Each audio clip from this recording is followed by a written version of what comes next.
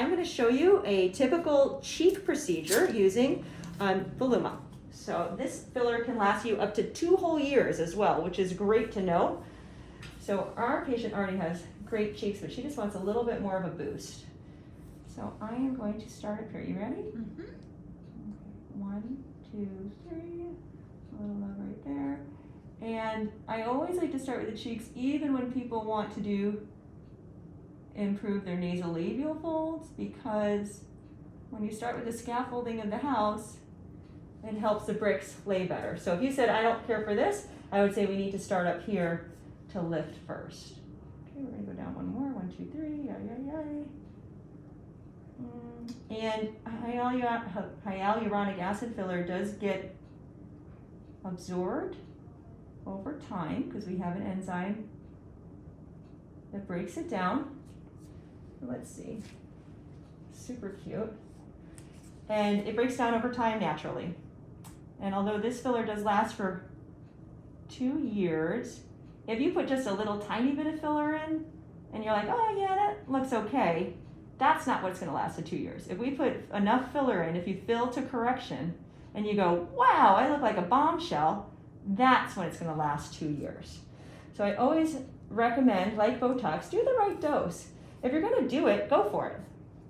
And we won't make you look silly because that's not what we're about. We want people to ask you, ooh, what'd you do? Not, ooh, what'd you do? You know, there's a couple different ways to answer that, or to ask that question. I'm gonna have you hold this one here. Okay. And then I'm gonna have you put the other one back over there. Okay. And we're gonna go back to the other side. Not back to the other side, we're gonna go to the other side, just changing out the needle. The nice thing about filler is that the results are immediate. Risk factors or possibilities of what can happen, you can bruise because we are using needles. So that is a possibility. That's usually the thing people worry about the most. You can swell.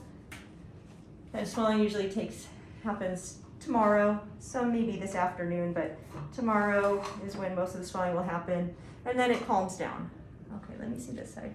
And I always tell people that cheek filler initially will look kind of edgy, and you'll see what I mean when we're done. And then that softens up over the next 2 or 3 days. 1, 2, 3. There we go. So it can look very natural looking. And if you're worried about filler because you see people that look funny with filler, those are typically people that have not had good filler. They're people that put in too much, or that went to a place that doesn't do a lot. They didn't place it correctly. So you do not have to end up looking like a housewife of Orange County. You can do subtle filler and just look refreshed, which is what we want. We like the refreshed look. And then people say, oh my gosh, you look so great. Then you go, oh yeah, I just did my hair. You know, I started a new face cream, thank you so much. Or you can tell them you came to RejuvenationMD, and then they'll probably be like, oh, I went there too, you know. And then everybody tells their secrets. Once you start talking about stuff, then other people will tell you their little beauty secrets as well. So we're just gonna take a peek. Let's see so cute. Oh gosh, you're so cute to begin with. So, do you sleep, what side do you sleep on? Both about. So you can see how immediately her cheek has already come up.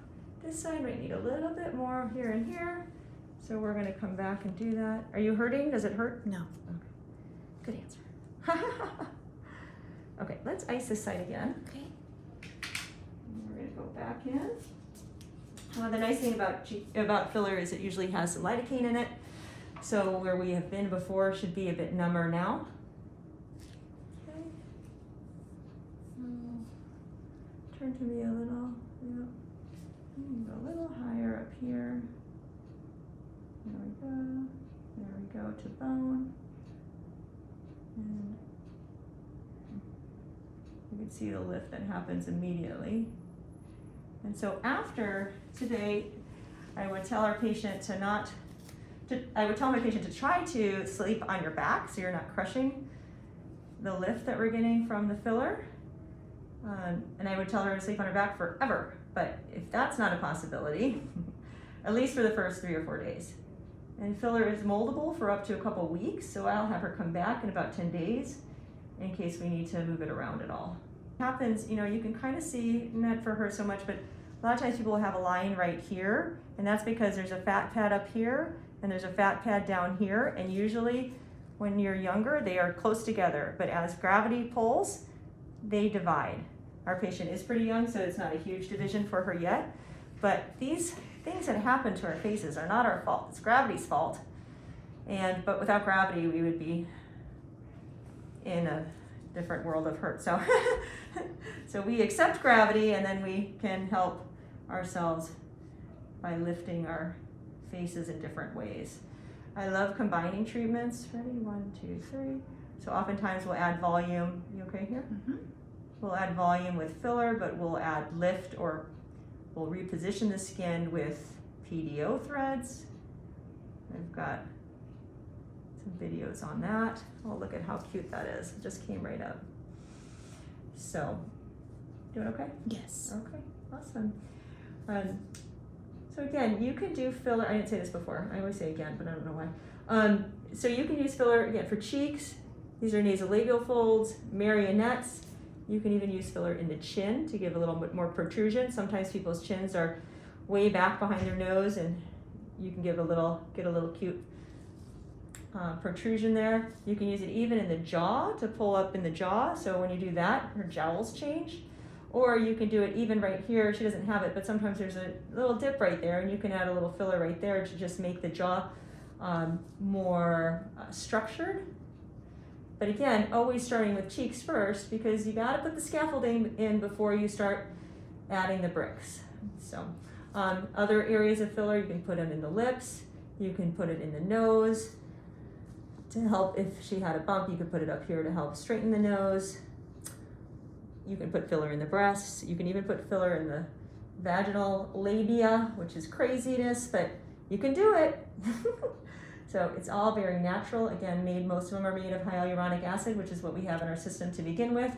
I've never seen any allergic reactions, and out of over 45,000 offices in the United States, we're in the top 1% with the amount of Botox and fillers that we do. So we do a lot of it. We're not a franchise. We have 3 great female physicians, and not only do we love to do filler on patients, but we love to get filler ourselves. So it's good to have experience on both sides of the needle.